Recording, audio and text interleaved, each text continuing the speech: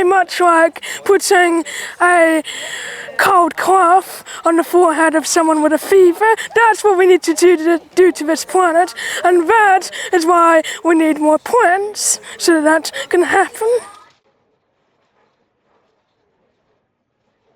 So how are these beautiful wildflowers helping to save the world? And these fantastic plants are cooling the planet down. They're doing this in two ways. Firstly, they're creating shade. If you've ever stood under a tree on a hot summer's day, you can feel the coolness and the difference in temperature just by standing underneath a tree. So they're shading the surface. They're also doing something called transpiring. Now, transpiring is something that every plant does. It wants to keep itself at a regular temperature that helps it photosynthesize, do all the things it needs to do, a bit like us and our body temperature. Plants transpire in order to cool themselves down when they get too hot, and transpiring releases water vapor. That water vapor helps cool the air around it. All plants are doing this on different scales, at different rates, different amounts, but wildflowers and grasslands transpire an awful lot.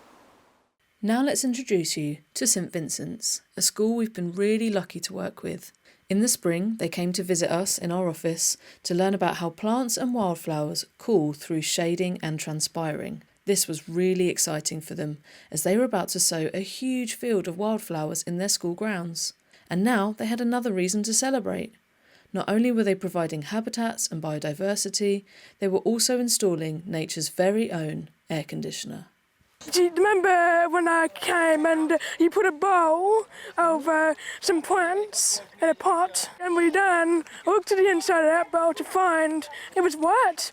The plants had been transpiring water, and what do you think happens when there's nothing to block it? That water goes into the air, comes down and cools the planet, very, very much like putting a cold cloth on the forehead of someone with a fever.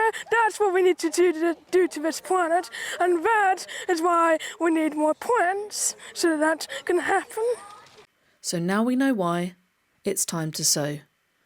The staff and the students at St Vincent's took a field of bare soil, freshly turned over, from this to this. A field full of beautiful poppies, cornflowers, corn chamomile, corn marigold. Not only do they look great, provide shelter and food for wildlife, but they're cooling the ground and the air around them. What climate heroes.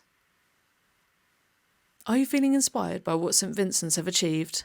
Let's hear from some of those responsible for their gorgeous meadow. So what is really exciting is this seeing is believing. We came here and sowed the seed, which is the most simple thing to do, and is, it's done joyously in the way we sowed it with the children, but also with a sense of possibility in terms of what we can do in terms of capturing the seed and being able to pass this glorious message on to other people.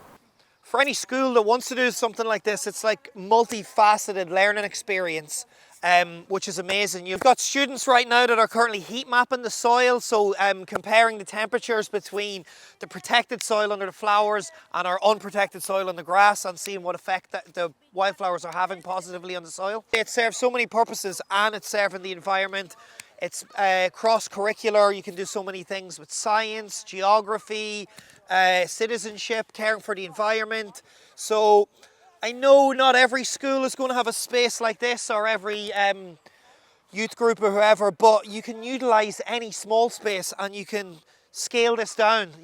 Anywhere where you have a few spare metres. Yeah, it's an amazing learning experience, and it's beautiful to look at as well. Wildflowers are doing a fantastic job every day. This is our chance to join them. This is our chance to support them in their climate repair journey. We just need to let them do it. So plant more plants and look after the ones that we've got.